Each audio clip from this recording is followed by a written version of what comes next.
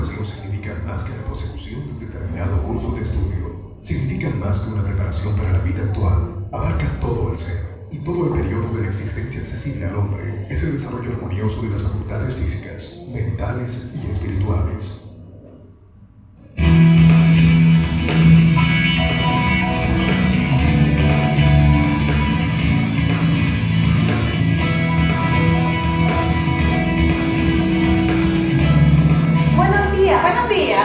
Buenos días. Hola, pequeña. Estamos buscando una institución donde nuestra niña pueda ser educada. Adelante, por favor. Este es uno de los colegios de la Asociación Educativa Adventista Centrales. Permítanos mostrarles lo que los colegios adventistas ofrecemos para su hija. Pase. Apreciados padres, aquí en nuestra institución, nuestra mayor preocupación es el área espiritual. Aquí aprenderán a leer la Biblia, aprenderán los valores que ella nos inspira. Además, se les enseñará a orar para que puedan comunicarse con su Creador. Y también ellos tendrán la oportunidad de participar en proyectos hacia la comunidad para desprenderse de su egoísmo y colaborar con las personas más necesitadas. Cada día estamos trabajando para que la infraestructura de nuestra institución pueda mejorar. Y queridos padres, aquí tenemos este hermoso patio donde su hijo se recreará sanamente bajo el cuidado de un personal encargado. Y este ambiente es el aula donde sus hijos aprenderán todo lo concerniente a una formación integral bajo el liderazgo de maestros cristianos. Ustedes han llegado a la red más grande de educación adventista en el mundo. Estamos conformados por 1.673 instituciones, 850 instituciones en Sudamérica y 86 instituciones en el Perú. Ustedes han llegado a la Asociación Educativa Adventista Central Este, conformado por 5 instituciones. En el centro de Lima tenemos al Colegio Adventista España y en el distrito más grande de Sudamérica y el Perú, el Colegio Buen Pastor de Cantorrey, que está ubicado en el distrito Lurigal, y en la carretera central al Colegio Buen Pastor de Ñaña, y en la Villa del Sol de Chosica el Colegio Eduardo Porla, y en la pequeña Suiza, Escuela Adventista Huaraz. Este es el logo que nos identifica. Aquí sus hijos desarrollarán su capacidad académica, desarrollarán una capacidad creativa, analítica, reflexiva, vivenciará con los temas de aprendizaje, aprenderá el idioma inglés, programas de lectura y muchas cosas más. Queridos padres, también anhelamos que su hija sea un ser humano digno y honorable. Por tal motivo, la formación de su carácter con valores cristianos es nuestra principal preocupación. A ella le acompañará permanentemente una tutora, una psicóloga y una jefa de normas educativas. Además, ustedes también participarán en el desarrollo de su hija a través de las universidades para padres y las diversas actividades que nuestra institución realiza. Queridos padres, nuestra institución es autosostenible con recursos propios y la puntualidad siempre reconocida, la misma que fortalece nuestro crecimiento y nos ayuda a mejorar nuestro servicio educativo. Sin duda hemos llegado al lugar indicado. Aquí nuestra hija desarrollará sus niveles de inicial, primaria y secundaria. ¿Y qué será de su preparación superior? La Iglesia ha previsto para su niña no solamente el nivel inicial, primaria y secundaria, sino también su desarrollo universitario. Para ello, estará esperando a su niña la Universidad Peruana Unida.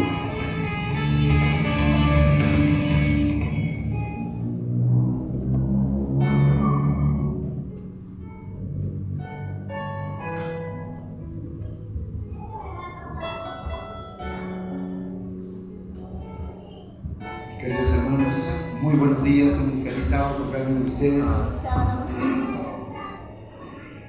En realidad ya me es un poco familiar ya venir a la iglesia de Betania. Creo que no es ya la única vez, ya vamos por una segunda o tercera vez. Y bueno, en nombre propio de la iglesia de Manuel, donde asisto, los saludos cordiales para ustedes, hermanos. Muy bien, hermanitos, hoy es quinto sábado. ¿A cuántos de nosotros no sé, podría decir, no se trata de gusto, pero les gusta escuchar sermones de educación. ¿Por qué les pregunto hermanos? Porque no veo niños, niñas, solo apenas allá hay uno, arriba están, ¿cómo se dice?, atrapados ahí, no pueden comportarse bien acá. No, yo pienso que sí. ¿Y por qué no por lo menos hoy día pueden tenerlo por acá, hermanos? Porque yo creo que en el momento que es el culto divino, ya deben venir aquí, al lado de su mamita, o tal vez de la profesora. Sé que van a hacer un poquito de bulla, sí, eso es cierto, pero yo sé que van a ellos también compartir, van a entender la palabra de Dios muy bien, porque ya sé que su maestro o su maestro debe hablar de temas muy importantes de la Biblia, porque a esa hora es la hora de poderles enseñar acerca de la palabra de Dios para que puedan formar unos buenos hábitos y buen carácter. Y queridos hermanos, nosotros no somos profesores ni profesores, sin embargo somos parte de la educación cristiana adventista, y cada vez que hay un quinto sábado siempre nos delegan y nosotros gustosos decimos vamos a ir. Algunas veces hemos ido a Fuerte Pregón, otras iglesias por no necesitarlos. En primer lugar decirles de que para mí siempre ha sido algo muy bonito, algo muy importante, porque es la base de nuestros niños, hermanos. Antes de comenzar quisiera con ustedes hablar también una parte que oramos. Querido Padre Santo, que moras en el reino de los cielos, Señor, te suplicamos que usted nos guíe en esta media hora de poder abrir tu palabra santa, Señor. Ayúdanos, Señor, toca los corazones de cada uno de tus hijos, de tus hijas, tal vez como hayan venido, Señor, tal vez preocupados aún todavía, a lo mejor un poquito no tan predispuestos, a lo mejor con muchas ganas de escuchar tu palabra, pero trabaja en sus corazones, Señor, para que podamos ser unidos en nuestro pensar, en un mismo sentir, Señor. Gracias, Padre Santo, en el nombre de tu amor, Hijo Jesús. Amén, Señor. En esta mañana vamos a tocar un tema muy importante que titula Una gran misión. Todos nosotros tenemos una misión. Yo recuerdo que cuando yo estuve todavía jovencito, casi niño, venía de Ilabaya, de donde yo radico, de donde yo procedo, y me decía mi abuela, hijo, me decía, sabes, vas a ir a Tacna y vas a comprar y vas a pagar esto, vas a vender el orégano y traes víveres y finalmente vas a ir a la casa de tu tío y le vas a decir estos encargos y de pasada le llevas también un poco de fruta y todo aquello. Y ya cuando ya estaba en el carro, ya, porque antes había carro, no había ómnibus, habían esos camiones con baranda y todo, entonces me ponía en algún sitio yo por ahí, hablo cuando yo tenía por más o menos 10 años, 12 años. Entonces alguien me decía, Humberto, ¿te vas a ir a Tacna también tú? ¿Por qué vas a ir solo? Le digo, ¿solo vas a ir tú? Como que si fuera Navidad irse solo. Hoy en día parece que a nadie le confía solo a esos años. ¿Será porque uno no tenía papá, alguien que pueda llevarlo, ayudarlo? Pero bueno, venía y me dice, ¿sabes? Llévame esta cartita y de pasar al regreso me compras un tubito de pastilla Volcán para hacer quesos. Ah, ya, bien. Inmediatamente yo apuntaba en mi cuadernito, no era cuadernito, solamente eran hojas pasadas de años anteriores, y ahí siempre apuntaba lo que me decía abuelita, lo que me decían mis tíos, y finalmente esta señora que a última hora se presenta una carta y un tubo de pastillas para hacer quesos. Y cuando llegaba aquí, en todo el camino venía diciendo lo siguiente, decía, bueno, tengo muchos deberes, primerito voy a hacer las pastillas. Llegaba, me iba a Pasteur, porque las farmacias Pasteurs entonces, compraba un tubito de pastillas para hacer quesos, y luego lo demás de mis tíos, y luego dejaba la fruta por ahí. Finalmente decía, bueno, ahora sí ya puedo hacer lo mío, ¿no? voy a comprar unas cosas, tal vez necesito, en fin. Para mí esa era una misión, hermanos. Esa era, y quería comenzar por ahí, no al último, porque eso del último alguna vez me ha pasado que después que al final no llegaba allá, hiciste esto, no hice, una carga de conciencia única, hermanos. Finalmente, hermanitos, todos tenemos una misión en todas las edades, pero la misión que tenemos como padres de familia es una de las misiones más importantes que Dios nos ha dejado. Quiero contarles la historia de un hombre, gran historia que ustedes lo saben, pero quiero hacerlo rápidamente. Y todo comienza en la Biblia diciendo así: dijo Jehová a Samuel, ¿hasta cuándo llorarás a Saúl, habiéndolo yo desechado para que no reine sobre Israel? Llena tu cuerno de aceite y ven y te enviaré a Isaí de Belén, porque de sus hijos me he provisto de rey. Y bueno, la historia dice que Isaí hizo que sus hijos pasaran, y el versículo 10 dice: e hizo pasar Isaí 7 hijos suyos delante de Samuel, pero Samuel dijo a Isaí: Jehová no ha elegido a estos. Entonces dijo Samuel a Isaí: ¿son todos estos tus hijos? Y él le respondió: queda aún el menor que apacienta las ovejas. Y dijo Samuel a Isaí: envía por él, porque no nos sentaremos a la mesa hasta que él venga aquí. Envió pues por él y le hizo entrar, y era este joven rubio, hermoso, de ojos de buen parecer. Entonces Jehová dijo: levántate y úngelo, porque este es. Y Samuel tomó el cuerno de aceite y lo ungió en medio de sus hermanos. Y desde aquel día en adelante el Espíritu de Jehová vino sobre David. Se levantó luego Samuel y se fue a Ramá. Ahí comienza la historia de este hombre. ¿De quién? David. David había sido uno de los hijos de Isaí, el último, el séptimo. Y este hijo era pastor. Los demás habían emprendido en alguna otra ocupación, en ese entonces, de ser soldados, ¿no? De tener parte activa en el país. Sin embargo, este menor se había quedado con papá y con mamá, y Dios vio el corazón de David y lo eligió para ser el futuro rey de Israel.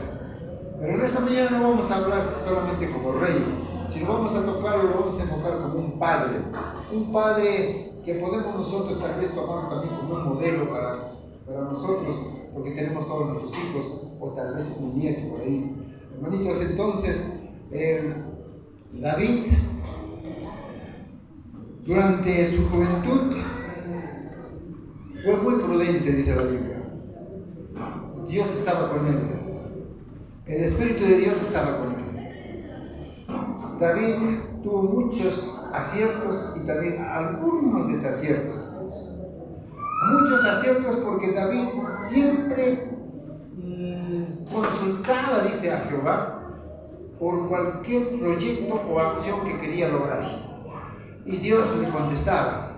Aparte que él siempre tenía como alguien, como un ayudante, un mentor, alguien que le guiaba, era el profeta Samuel.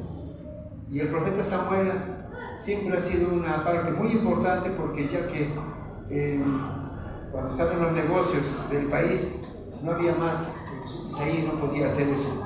Sin embargo, Samuel era el profeta del pueblo de Israel, era el sacerdote del pueblo de Israel y era el juez para entonces, porque Saúl había sido desechado por las desobediencias que había cometido. David un día llegó a ser rey, y la Biblia dice que a los 30 años, David dice era de 30 años cuando comenzó a reinar, y reinó 40 años. En Hebrón reinó sobre Judá 7 años y 6 meses, y en Jerusalén reinó 33 años sobre todo Israel. Total, 40 años y medio, podemos decir, 6 meses. ¿De cuántos años reinó? 30 años. Más 40 años de reinado, total, 70 años. ¿Hay alguien aquí de 70 años? A ver, de 70 años, ¿nadie? ¿Alguien que pasó 70 entonces? Ahí está mi hermanita, qué bueno. 70 años. Es lo que se quiere llegar siempre, ¿no? ¿Alguien de 80 años? No hay de 80 años. Para 70 a mí me falta más o menos 5 años también. 5 años más y voy a tener 70 años. Pero, con la gracia de Dios, nosotros nunca vamos a pensar que, bueno, a los 70 vamos a morir, ¿no? Sino, vamos a continuar, vamos a predicar el Evangelio y vamos a hacer que sus promesas se cumplan y que nuestra mente sea ágil y que no podamos decir ya porque ya estamos ancianos. Yo en realidad, en lo personal, yo me siento muy joven, no soy joven, pero me siento como joven. Ahí vamos, hermanitos. Así que ánimo a todos los que tal vez estemos pasando los 60, 70. No hay problema, hermanos. Vamos a continuar. Además, David, en su juventud, tuvo 20 hijos. Sí, 20. 19 hijos varones y una sola hija mujer. Se llamaba Tamar. Ya usted sabe la historia de Tamar. El primer hijo se llamaba Amnón y esta hija se llamaba Tamar.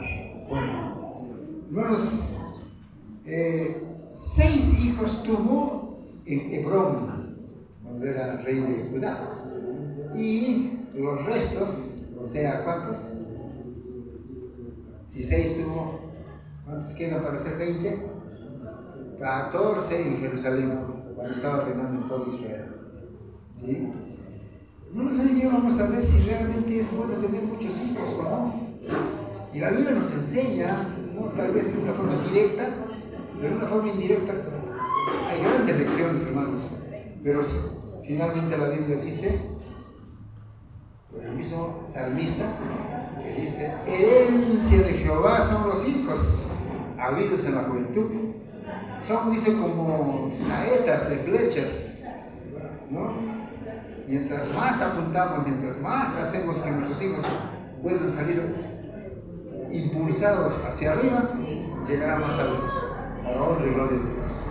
Entonces, vamos a continuar. Estamos viendo apenas la historia del rey David. Cuando el rey David estaba reinando, tenía un vivo deseo de hacer la casa del Señor.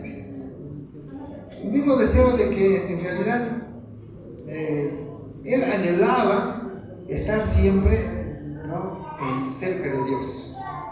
Los salmos de David dice: de verdad yo no entendía por qué el hombre inicuo prospera.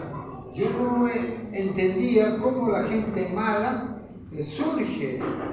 Hasta que yo entré en tu santuario, entonces entendí realmente. Bueno, nosotros también hoy día entendemos, cuando tocamos el tema del santuario y el plan de salvación, entendemos realmente, no es como nosotros vemos, sino es distinto. Bueno, entonces, mientras David vivía, dice, en una casa, en un palacio, cuando entró a la fortaleza de Jerusalén, él decía: bueno, mira, como yo estoy en una casa muy bonita, reinando, y bueno, el tabernáculo de Dios está lejos, está en tiendas nada más, voy a hacerle un templo. Sin embargo, Dios le hace un pacto a él, en vez de él, a Dios. Dios le dice: voy a hacerte más bien yo una casa que durará para siempre, y voy a hacer que tu generación sea eterna, y en realidad nunca ha de faltar, dice, un hijo que se ha de sentar en tu trono, en el reino de Israel, en el reino de Judá, que estaba queriendo decir en ese entonces. Sin embargo, David tuvo un traspié, hermanos, y todos nosotros sabemos, y tal vez sea el único pecado. No podemos decirlo de una forma tácitamente, pero sin embargo, un pecado. ¿Cuál fue? El adulterio con Betsabé. En este adulterio con Betsabé, hermanitos, dice que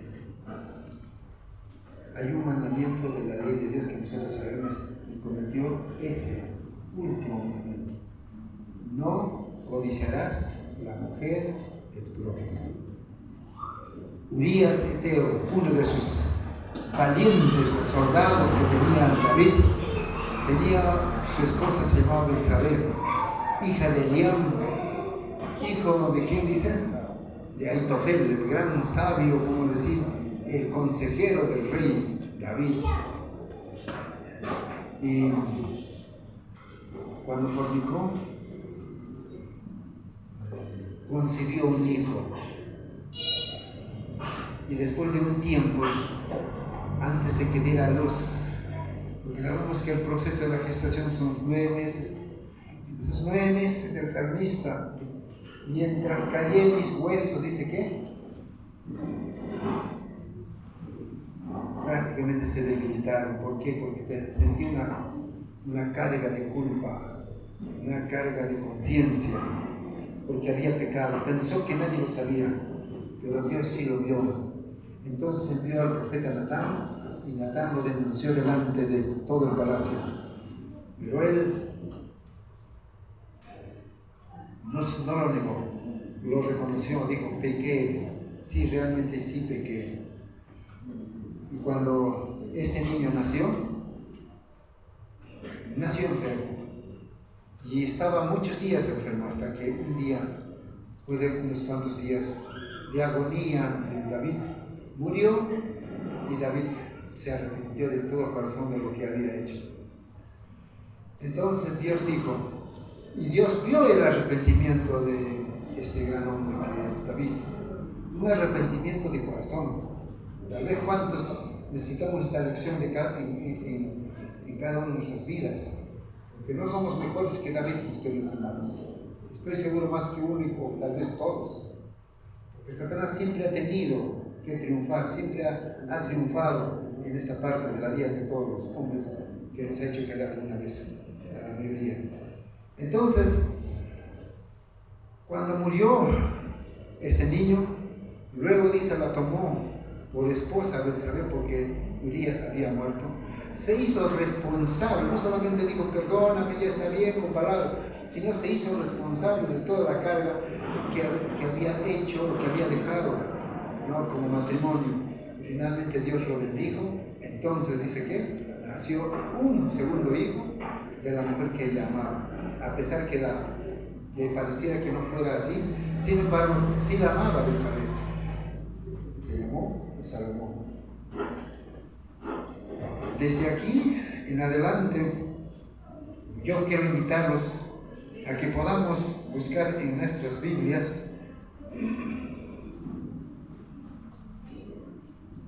en 1 Corintios,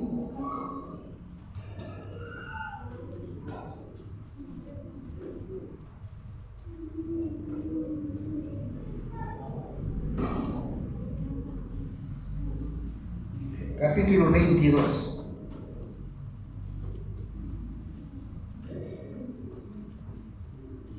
Salomón ya estaba como el niño que tenemos aquí, por ejemplo, al lado de Samita aquí.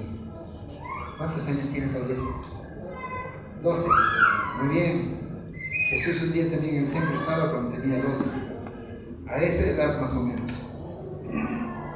Y dijo David, aquí estará la casa de Jehová Dios, y aquí el altar del holocausto para Israel. Después mandó David que se reuniese a los extranjeros que había en la tierra de Israel, y señaló de entre ellos canteros que labrasen piedras para edificar la casa de Jehová. Asimismo preparó David mucho hierro para la clavazón de las puertas y para las junturas, y mucho bronce para las, dice, sin peso, y madera de cedro 50, porque los sidonios y tirios habían traído a David abundancia de madera de cedro.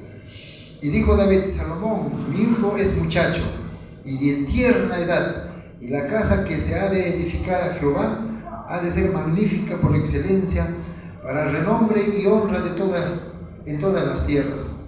Ahora pues yo le prepararé lo necesario David antes de su muerte hizo preparativos en gran abundancia. Versículo 6. Llamó entonces David a Salomón. Ya se imagina usted cómo le llamó en público ahí adelante, su hijo, y le mandó que edificase casa a Jehová, Dios de Israel. Y dijo David a Salomón: Hijo mío, en mi corazón tuve el edificar templo al nombre de Jehová, mi Dios. Mas vino a mí palabra de Jehová diciendo: Tú has derramado mucha sangre y has hecho grandes guerras.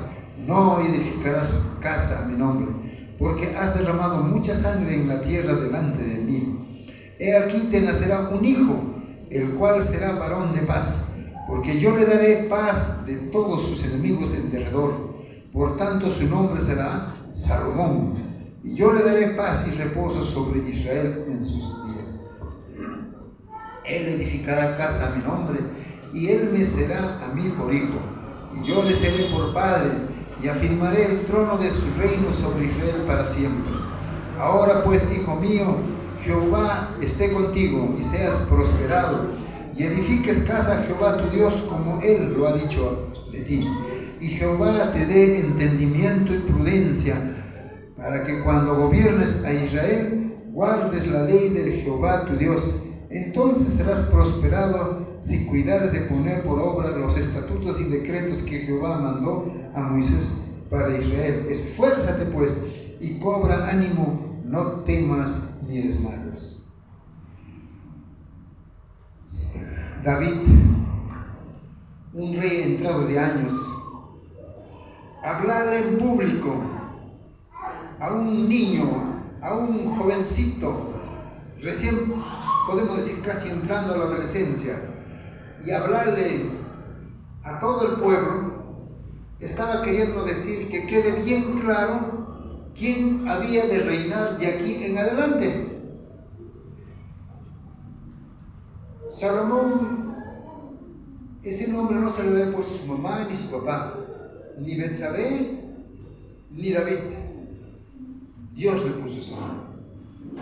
Y se darán cuenta que en la historia bíblica los hombres, los grandes hombres, siempre Dios ponía esos nombres, porque significaba algo muy importante, porque tenía una gran misión que cumplir. Salomón fue creciendo. Él ese día entendió, o podemos decir lo poco que entendió, pero tenía en su cabecita muy bien. Hoy a los niños le decimos, por ejemplo, a mi hijo le digo: hijo, ¿qué quieres ser?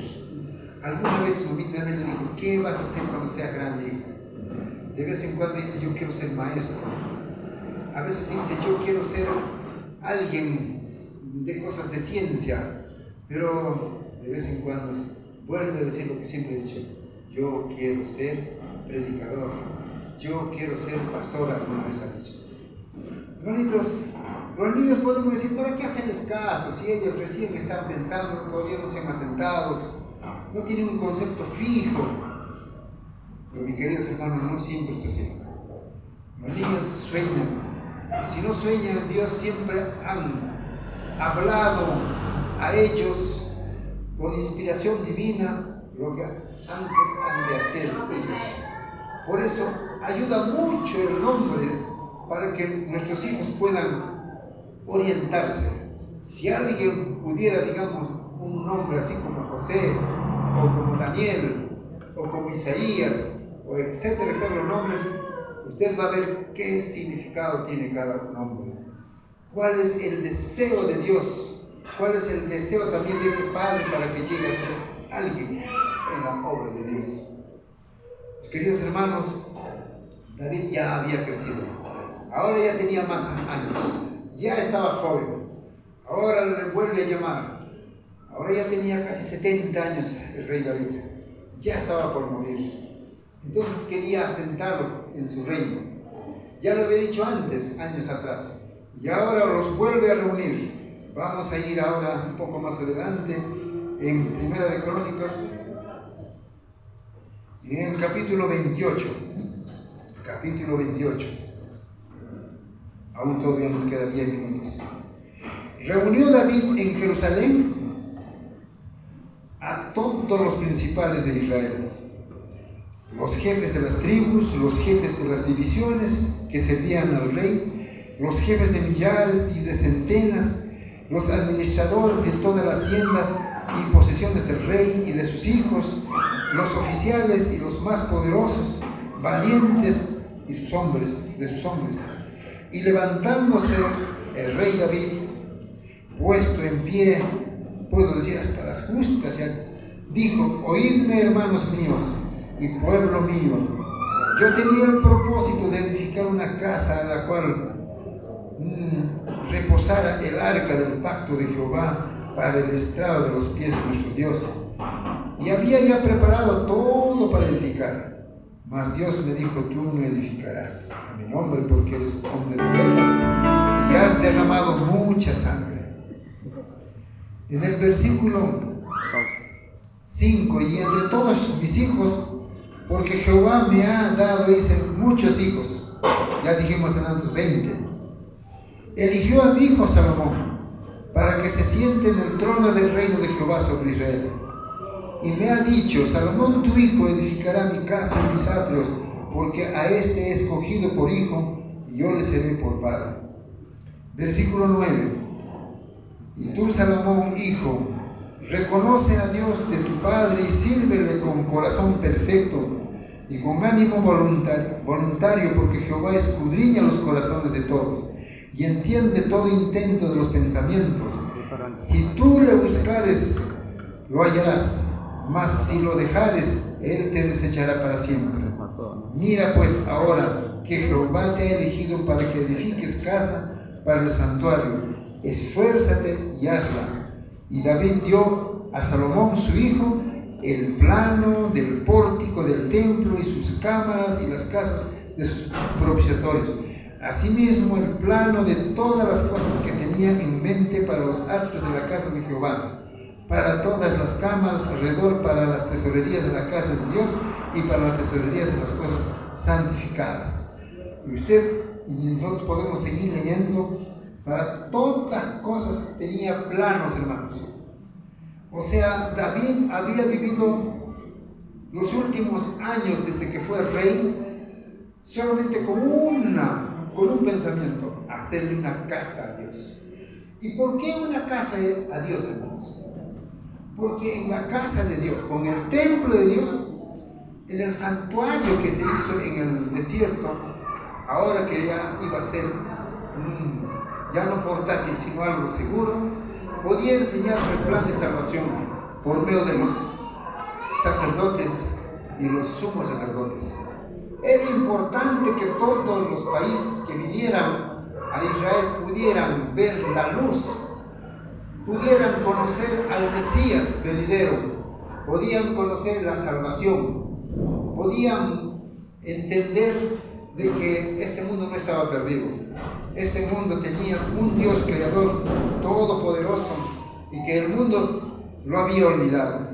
Sin embargo, en sus últimas palabras, el rey David le dice, el versículo 20, dijo además David a Salomón, su hijo: anímate y esfuérzate y manos a la obra, no temas ni desmayes, porque Jehová tu Dios, mi Dios, estará contigo. Él no te dejará ni te desamparará hasta que acabes toda la obra para el servicio de la casa de Jehová. Después dijo el rey David, en el capítulo 29, a toda la asamblea: solamente a Salomón mi hijo ha elegido Dios. Él es joven y tierno de edad, y la obra grande, porque la casa no es para hombre, sino para Jehová Dios.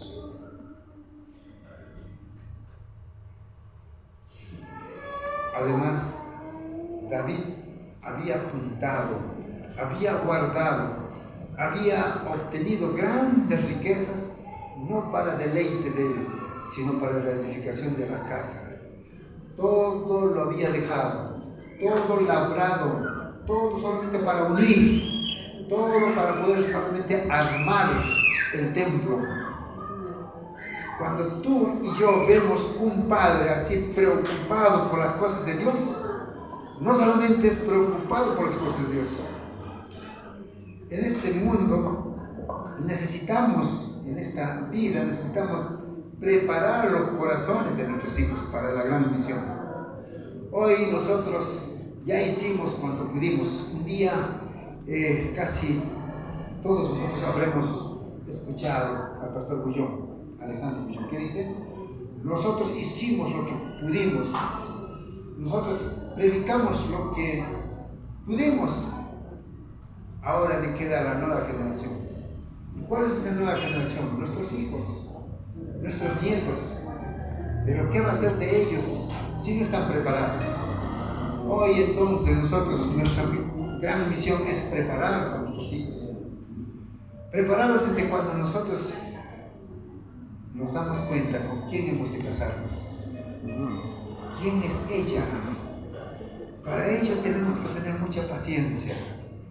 Tenemos que tener mucha fe. Eso quiere decir que se necesitan algunas lecciones que aquí hemos visto en la vida del rey David, temeroso de Dios, obediente, un hombre al servicio de Dios. Hoy también nosotros requerimos, para poder preparar a nuestros hijos o para traer a este mundo, tiempo, dedicación, cuidado, formación, hábitos moldeados con propósitos, amor y sobre todo celo.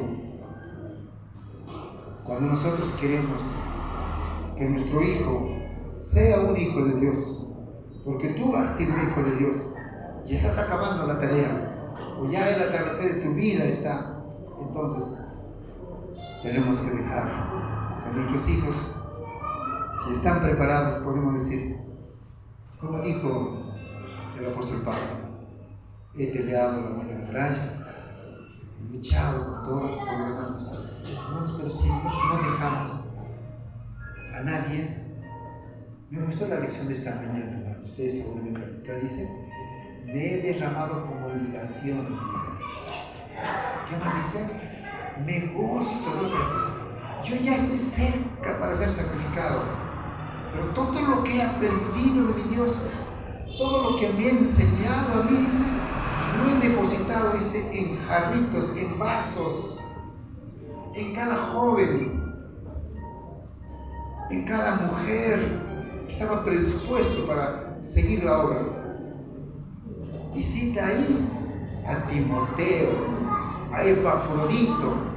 Usted va a seguir escuchando a Silas o Silvano, o tal vez a Tito, o a Epáfras, o a Filemón, en fin, muchos más.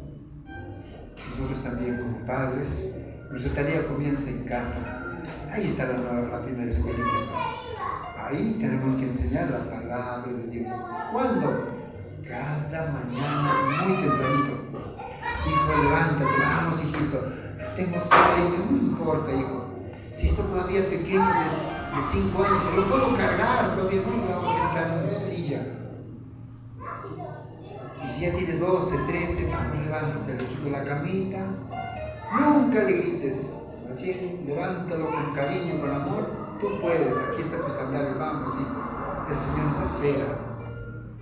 Y cantamos. De vez en cuando tu hijo dirigirá, tu hijo orará en las otras veces, o tu hijo tendrá una parte de la meditación, o tu hijo explicará un texto bíblico. Entonces, pequeño, no importa, pero estaremos preparándolos. Y cuando ya es jovencito, entonces, teniendo la palabra de Dios, ella podrá elegir una buena señorita que sea acorde, podrá ver el carácter, el corazón, para traer hijos e hijas y para ponerse de acuerdo, para tener un noviazgo realmente bueno, a pesar de que cometerán algunos errores como cometimos nosotros, pero siempre se rectificará con la palabra de Dios, así como David. Queremos con nuestros hijos no solamente van a estar con nosotros. Un día van a tener que salir de casa. Y ese día, tan pronto te lo quiten, a veces a los 3 años o a los 5 años, ha iniciado. No le dejes que se vaya al mundo. Son hijos de Dios, más que tuyos son de Dios. Nuestra responsabilidad es formarlos integralmente. Cuando lleguen a la secundaria o a la primaria y secundaria, ahí está. Usted ha visto una escuelita donde pueda seguir aprendiendo. La segunda escuela, hermanitos, es el templo, y la tercera escuela pues es ya la escuela de ciencias, donde va a tener profesores y profesoras, donde van a aprender mucho más de la palabra de Dios y desenvolverse. Ustedes se darán cuenta, nuestros jóvenes, señoritas, nuestras niñas mismos, cuando usted le dice, a ver hijo, aunque tengas tú 8 años, vas a tener una parte de la parte de la TJ o de cualquier programa. Haces muy bien adiestrando. Nunca le dejes a un niño sin programa acá adelante. Usted dirá, pero los niños, no, ahí comienzan a desenvolverse, poco a poco. Porque si quieres que se desenvuelvan a los 20 años, el temor y el miedo va a ser presa, así como a nosotros nos hace a veces. Sin embargo, los niños se desenvuelven mucho mejor desde pequeños. Tal vez a veces más de uno es un dolor de cabeza. No importa, hay que tener paciencia, pero tampoco podemos ser tan permisivos. Necesitamos sacarlo adelante porque son hijos de Dios. Porque Jesús dijo más de una vez, dejad que venga, dice a los niños, a Él,